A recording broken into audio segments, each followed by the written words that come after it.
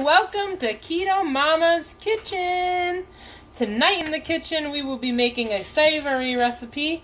I'm trying to do some pumpkin recipes because it's fall. We're making pumpkin soup, which might be slightly higher in carbs, but it's so great, so wonderful, and it will give you that pumpkin fix without being an extraordinary amount of calories. So here we go. So the first thing that we did, I did some prep work. So I made this beautiful broth. So we took this collagen broth. You can use any broth. Doesn't matter. Just any kind of vegetable broth is preferable. But I had this chicken broth, so that's what I used. And you can even make your own broth from scratch.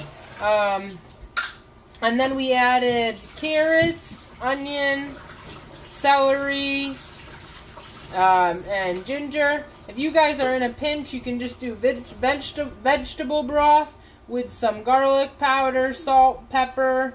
But ours is already in there. We did the prep work. And then we're going to add 15 ounces of coconut milk, some spices. So the first thing we're going to do is add 15 ounces of pumpkin.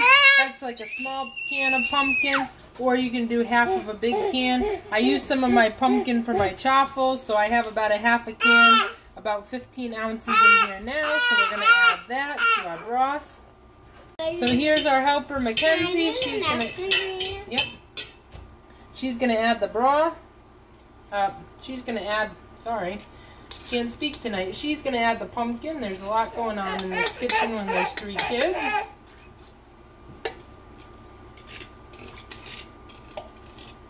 It's getting on me. It's okay. So next, Adriana's going to add the half a teaspoon of turmeric.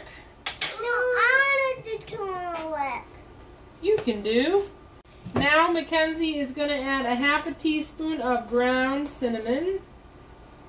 I love cinnamon, and the great thing is, if you are doing keto, it reduces the glucose level, so it's a great thing to have in your recipes.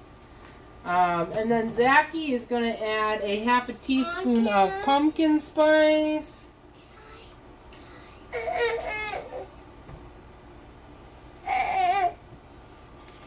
Actually, maybe we can add a teaspoon of pumpkin spice. Can I do the teaspoon? Can I do it? So I apologize for the chaos, but that's how it goes sometimes when you have all these kids running around and hands everywhere. But if you didn't catch it, that was 4 cups of broth, 15 ounces of canned pumpkin, a half a teaspoon of garlic powder, or you can use a couple of cloves of real garlic and roast it before and then add your broth, a half a teaspoon of pepper, a teaspoon of salt, and a dash of nutmeg, a half a teaspoon of turmeric, a half a teaspoon of pumpkin spice, and a half a teaspoon of cinnamon. I will post this on the description just because it was so chaotic. And now the last thing to add is the 2/3 cup of coconut milk. You can also use heavy cream. I just don't like to use so much heavy cream. And I had this delicious coconut milk left over from our bat bombs.